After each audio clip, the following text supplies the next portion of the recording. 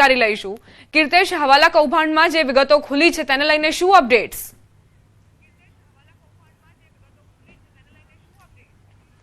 બિલકુલ દીપા, જે પ્રકારે સ્થાનિક સ્વરાજની ચૂંટણી ચાલી રહી છે ત્યારે જે પ્રકારે સુરત ક્રાઇમ બ્રાન્ચે હવાલા કૌભાંડ ઝડપી પાડ્યું છે। આ પૈસા દિલ્હી ખાતેથી સુરત આવતા હતા। 4 મહિનામાં 1 કરોડ કરતાં વધારે રૂપિયા આવ્યા છે। ખાસ કરીને ક્રાઇમ બ્રાન્ચે જે આંગળીયા પેઢીમાં પૈસા એવા તેના માલિકની પૂછપરછ કરી છે અને પોલીસની તપાસમાં સામે આવ્યું છે કે સુરત શહેર અને આજુબાજુના જે ઇન્ટિરિયર ગામડાઓ છે ત્યાં મતદારોને પ્રભાવિત કરવા માટે આ પૈસા લાવવામાં આવ્યા હતા। જોકે આ સમગ્ર કેસની જાણકારી ઇન્કમટેક્સ વિભાગને આપવામાં આવી છે। કહી શકાય કે દિલ્હીના હિમાંશુ પહુજા અને સુરતના આકાશ મિશ્રા છે, આ બંને સીધી રીતે કનેક્શન સામે આવ્યા હતા। આકાશ મિશ્રાની પૂછપરછ કરવામાં આવી હતી અને હવે જ્યારે આ સમગ્ર મામલે નવો ઘટસ્ફોટ થયો છે એટલે કે આયકર વિભાગને તમામ જાણકારી આપવામાં આવી છે અને સામી ચૂંટણીને લઈને ખાસ કરીને આયકર વિભાગ અને ક્રાઇમ બ્રાન્ચની તપાસ પણ દીપા તેજ કરવામાં આવી છે।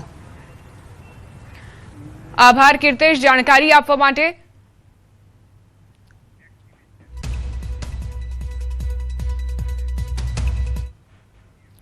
અમદાવાદના ધંધુકામાં ધર્મેશ ગમારાની હત્યાના આરોપીઓના ગેરકાયદે બાંધકામો પર હવે બુલડોઝર ફર્યું છે। ધંધુકામાં ગેરકાયદેસર દબાણો દૂર કરવાની કામગીરી ચાલી રહી છે। ધંધુકાથી રાણપુર 4 રસ્તા પરની દુકાનો દૂર કરવામાં આવશે। રસ્તા પરના 14 ગેરકાયદે શેડ દૂર કરવામાં આવશે। ખાટકીવાડમાં 5 ગેરકાયદે મકાનો ડિમોલેશન કરાશે। કિશન ભરવાડ હત્યા કેસના આરોપી શબીર ચોપડાના ઘરે ગેરકાયદે વીજ જોડાણ દૂર કરાયું। ઇમ્તિયાઝ પઠાણના ઘરે પણ ગેરકાયદે વીજ જોડાણ દૂર કરાયું। વીજ ચોરી અંગેની ફરિયાદ નોંધવાની તજવીજ પણ શરૂ કરાઈ છે। ફેદરા ધંધુકા હાઈવે પરના 12 એકમોને નોટિસ અપાઈ। ડિમોલેશનને લઈને મોટી સંખ્યામાં પોલીસ બંદોબસ્ત ગોઠવવામાં આવ્યો। ધંધુકા પોલીસ છાવણીમાં ફેરવાયું। એસપી સહિતના અધિકારીઓ પણ ધંધુકામાં હાજર છે। આ કામગીરીમાં માર્ગ અને મકાન, રેવન્યુ વિભાગ, પોલીસ પાલિકા અને સિટી સર્વે, યુજીવીસીએલ, મેડિકલ અને ફાયરની ટીમ જોડાઈ છે।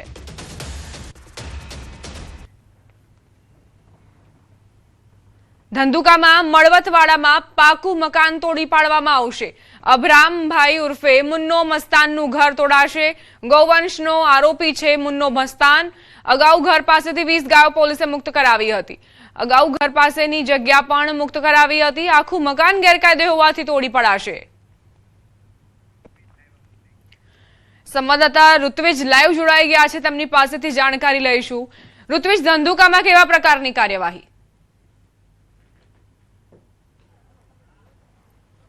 દીપા, હાલ અલગ અલગ જગ્યાઓ પર જે ગુનાહિત ઇતિહાસ ધરાવતા આરોપીઓ છે તેમના જે ગેરકાયદેસર બાંધકામો હતા તે તોડી પાડવાની કામગીરી હાથ ધરવામાં આવી છે।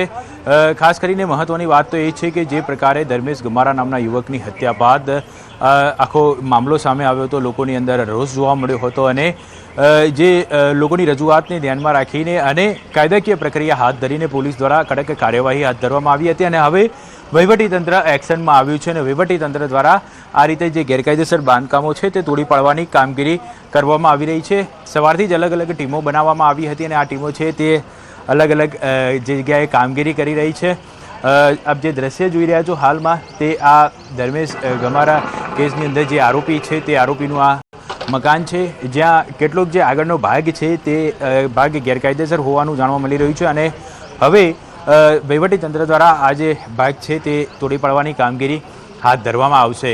એટલે આજે જે વહેલી સવારથી જ જે ધંધુકા વહીવટીતંત્ર દ્વારા અલગ અલગ ટીમો બનાવવામાં આવી હતી અને આ અલગ અલગ ટીમોને અલગ અલગ જવાબદારી આપીને જે ગેરકાયદેસર બાંધકામો હતા, ગેરકાયદેસર જગ્યાઓ હતી તે તોડી પાડવાની કામગીરી છે તે હાથ ધરવામાં આવી છે। સાથે સાથે કોઈપણ પ્રકારનો અનિચ્છનીય બનાવ ન બને તેની તકેદારીના ભાગરૂપે અહીં મોટી સંખ્યામાં પોલીસ કાફલો પણ તૈનાત કરવામાં આવ્યો છે અને પોલીસ દ્વારા પણ આ કામગીરી કરવામાં આવી રહી છે। આપ જોઈ શકો છો હાલમાં જે ડીવાયએસપી અને એસડીએમ સહિતના જે અધિકારીઓ છે તે અહીં પહોંચ્યા છે। જે આરોપીનું મકાન હતું તે ત્યાં પહોંચ્યા છે અને જે સર્વેની ટીમ હતી તેમના દ્વારા પણ કામગીરી કરવામાં આવી હતી અને કેટલો ભાગ જે ગેરકાયદેસર છે તે ભાગ તોડી પાડવામાં આવશે।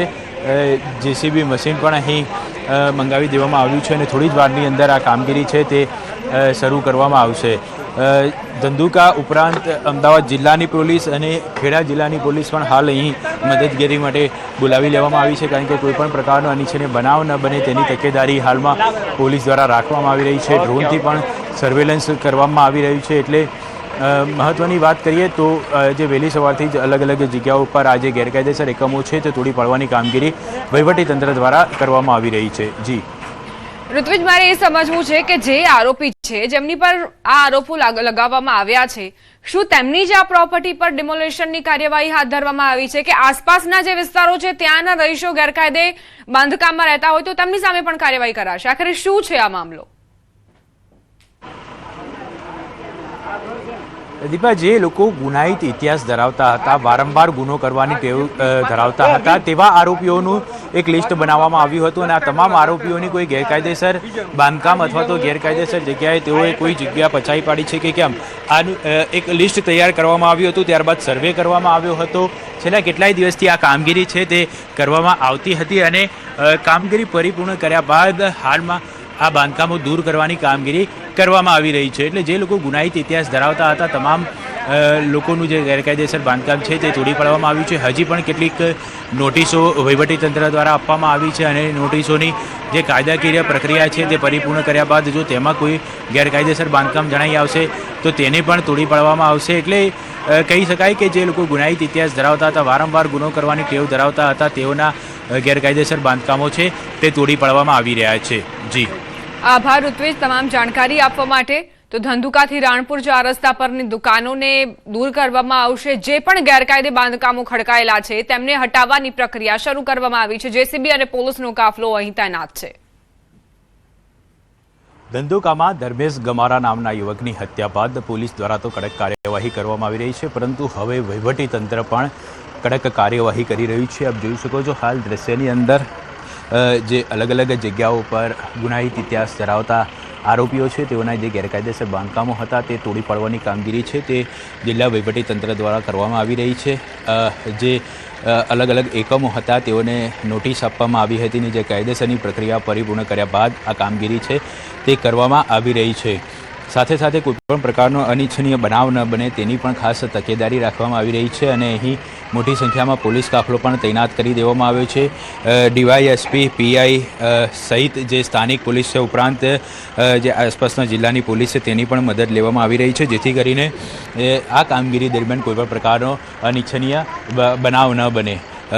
ખાસ કરીને વાત કરીએ તો જે પ્રકારે ધંધુકાની અંદર ધર્મેશ ગમારા નામના યુવકની હત્યા કરવામાં આવી હતી, ત્યારબાદ પોલીસ દ્વારા કડક કાર્યવાહી કરવામાં આવી હતી. તાત્કાલિક અસરથી 2 આરોપીઓની ધરપકડ કરવામાં આવી હતી અને ત્યારબાદ જે આરોપીઓ ગુનાહિત ઇતિહાસ ધરાવે છે, વારંવાર ગુનો કરવાની ટેવ ધરાવે છે, તેઓના કેટલા ગેરકાયદેસર બાંધકામો છે, કેટલી મિલકતો છે તેનો એક સર્વે કરવામાં આવ્યો હતો અને તેના આધારે આ જે ગેરકાયદેસર બાંધકામો મિલકતો છે તે તોડી પાડવાની કામગીરી કરવામાં આવી રહી છે. કેમેરામેન ખેંગાર રાઠોડ સાથે ઋત્વિજ સોની, ન્યૂઝ 18 ગુજરાતી, ધંધુકા. અંબાજી શક્તિપીઠના કાયાકલ્પ માટે રાજ્ય સરકારના રૂપિયા 1632 કરોડના માસ્ટર પ્લાન અંતર્ગત રીડેવલપમેન્ટ કામગીરી તેજ ગતિએ ચાલી રહી છે. કોરિડોરના માર્ગમાં આવતા નડતરરૂપ બાંધકામો અને દબાણોને દૂર કરવાની પ્રક્રિયા યુદ્ધના ધોરણે હાથ ધરાઈ છે, જેમાં આજે સરકારી બંગલા સહિત અનેક દબાણો પર જેસીબી કાર્યવાહી હાથ ધરાઈ હતી. અંબાજી મંદિરને મહાકાલ લોક અને કાશી વિશ્વનાથ ધામની તર્જ પર ભવ્ય કોરિડોર બનાવવાનું નક્કી કરાયું છે, જેથી ભાદરવી પૂનમ જેવા મોટા મેળાઓ દરમિયાન ભક્તોને વધુ સુવિધાઓ મળી શકે. શક્તિ કોરિડોરનું કામ પણ શરૂ થઈ ગયેલ છે, કામકાજ શરૂ થઈ ગયેલ છે. બાકી આગામી સમયમાં જે બીજા કોઈ જે પ્રોજેક્ટમાં આવતી જે સરકારી ઇમારતો છે, મંદિર ટ્રસ્ટી જે છે એ બધી તમામ તોડવાની કામગીરી અમે કરી રહીશું. સ્થાનિક સ્વરાજની ચૂંટણીનો માહોલ સમગ્ર રાજ્યમાં જામ્યો છે, જ્યાં ગામે ગામ અને શહેરે શહેર રાજકીય પાર્ટીઓ જોરશોરથી પ્રચાર કરી રહી છે. પરંતુ રાજકોટ જિલ્લામાં આવેલું રાજ સમઢિયાળા ગામ એક અનોખું ઉદાહરણ પૂરું પાડે છે, જ્યાં છેલ્લા 40 વર્ષથી કોઈ પણ રાજકીય પ્રચાર પર સંપૂર્ણ પ્રતિબંધ છે. ગામમાં ન તો બેનર પોસ્ટર જોવા મળે છે, ન તો નેતાઓના પ્રચાર વાહનો.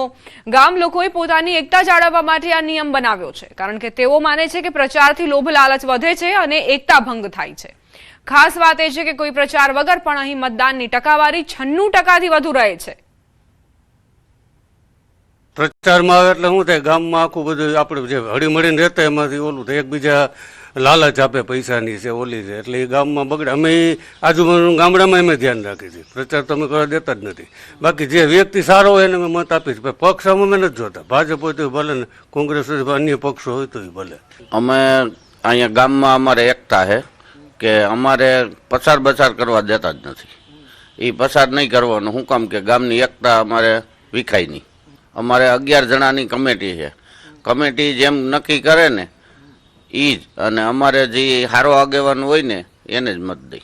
ચૂંટણી પસાર કરવા આવે એટલે અમે ગામમાં નથી જવા દેતા. એનું કારણ કે પછી પૈસાની લાલચ આપે ને એ અમે આવવા જ નથી દેતા. 35-40 વર્ષથી આ ગામની અંદર નિયમ છે. કારણ કે જો ગામની અંદર કોઈ બેનર લગાડવામાં આવે કે કોઈની સભા કે કોઈના ડીજે કે તો ગામની અંદર એક તો પેલા 2 ગ્રુપ જાગૃત થાય છે. એટલે અમારા ગામ લોકોએ આ નિયમ એટલા માટે બનાવેલો છે કે ગામની અંદર કોઈ ગ્રુપ ના પડે અને ગામ એકતાથી ભાઈચારાથી હળીમળીને રહે. એટલા માટે ગામની અંદર કોઈ પણ પાર્ટીને પ્રચાર કરવા આવવા દેતા નથી.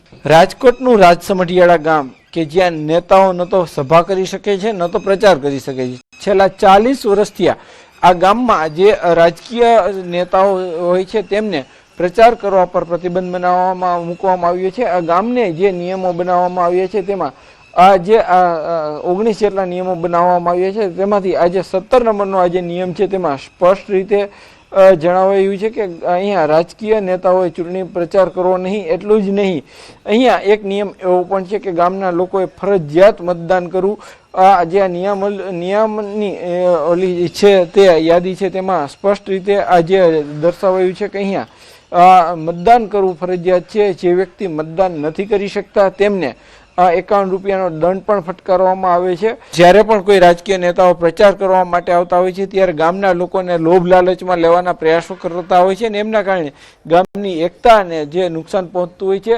એટલા માટે ગામના લોકો છે તેમના દ્વારા નિયમ બનાવવામાં આવ્યો છે અને એમના કારણે ગામની એકતા છે તે હજુ સુધી અકબંધ છે.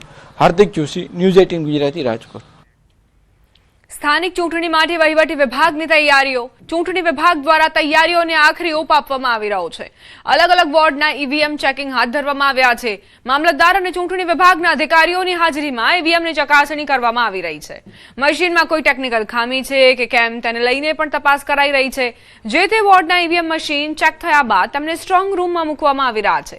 મનપાના 18 વોર્ડમાં 72 બેઠકો માટે 1014 મતદાન મથકો પરની તૈયારીઓ કરવામાં આવી રહી છે. પાલિકાના વોર્ડ નંબર 16, 17, 18 ની જે 26 તારીખે ચૂંટણી થવાની છે તેના ઈવીએમનું પ્રિપરેશનની કામગીરી થઈ રહી છે.